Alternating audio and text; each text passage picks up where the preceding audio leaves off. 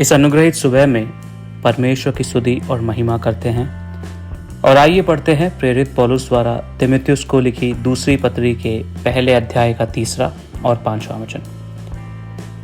जिस परमेश्वर की सेवा मैं अपने बाप दादाओं की रीति पर शुद्ध विवेक से करता हूँ, उसका धन्यवाद हो कि मैं अपनी प्रार्थनाओं में तुझे लगातार स्मरण करता हूँ। मुझे तेरे उस निष्कपट विश्वास की सुधि आती है जो पहले तेरी नानी लोइस और तेरी माता यूनिके में था, और मुझे निश्चय है कि तुझ में भी है।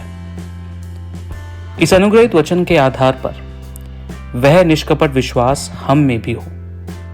इस विषय पर मनन करने के लिए आइए हम परमेश्वर की शरण में आए। तीमुथियुस की नानी लोइस और माता यूनिके विश्वास रखने वाले थे। जो विश्वास उनमें था उसे वे अपनी पीढ़ियों में भी बांटने वाले थे।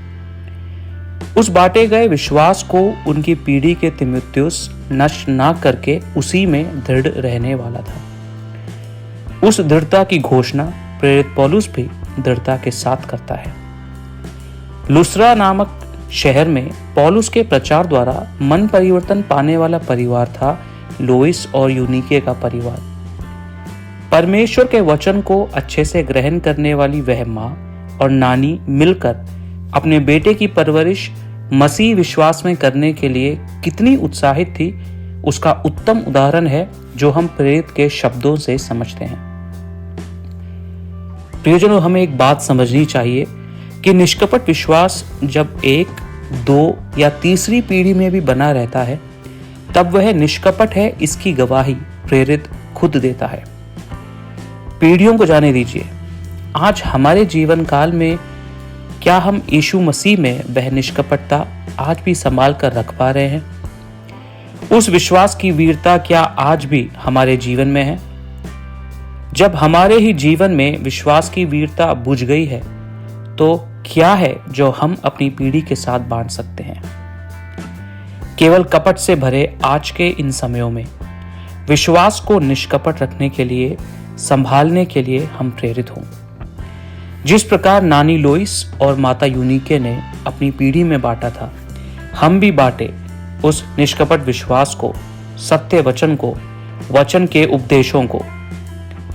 मुझे सुनने वाले प्रियजनों, हमारा एक बड़ा धर्म ये है कि हम हमारे आसपास, हमारे समूह में, हमारी पीढ़ियों में उस आत्मिक रहस्य को बांटें। परमेश्वर की शिक्षाओं और उपदेशों में हम अपनी पीढ़ियों को बढ़ाएं।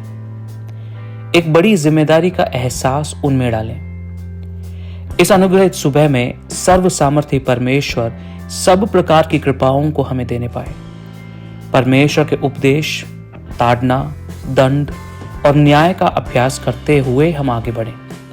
उसे अनेकों के साथ एक मशाल या ज्योति के समान बांटें। हमारे कारण आत्मिक सत्य के मूल्यों में कभी कोई कमी ना आए। थोड़ा समय परमेश्वर की संगति में अलग करके परमेश्वर ने अपनी विश्वास योग्यता और अपार करुणा के कारण पिछले समयों में जो बहुमूल्य आत्मिक रहस्यों को हमारे जीवन में दिया था, उसे समझकर उसे संभाले रहें।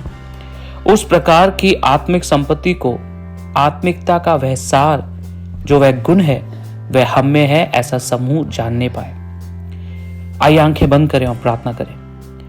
हे पवित्र पिता परमेश्वर, आत्मिकता के मूल्यों में गिरावट आने वाले इस समय में जो निष्कपट विश्वास आपने हमें दिया है, हमारे पूर्व पिताओं को जो उन्होंने हमें दिया है, वह मशाल या ज्योति की तरह हम उसे संभाल कर अनेकों के साथ बांटने के लिए आप हमारी मदद करेंगे। यीशु के नाम से मांगते हैं, आमीन। आप सभी का दिन अनुग्रहित हो।